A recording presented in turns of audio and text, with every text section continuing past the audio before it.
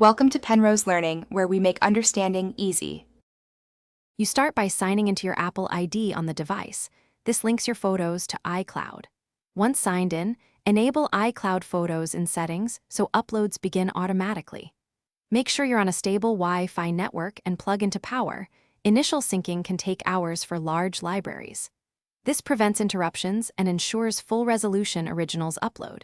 If you want space savings immediately, choose Optimize iPhone Storage. Otherwise, keep Download and keep Originals. Now access your synced images in the Photos app. The library and albums reflect iCloud content. Use search to find shots by person, place, or keyword. This is faster than manual scrolling. When thumbnails appear, iCloud may store optimized files locally. Tap a photo to download the full resolution for editing or export. To share, long press or use the Share button. Edits sync back to iCloud so every device shows the change. Make sure background app refresh is allowed to keep syncing. Finish by accessing iCloud Photos on other platforms.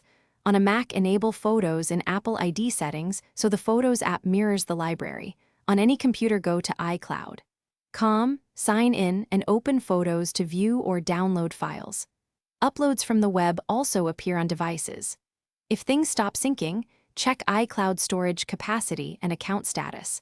Sign out and back in to force a refresh. And verify the iCloud system status. Resets or network issues are common culprits. Thanks for watching. If this was helpful, leave a like and consider subscribing. See you next time.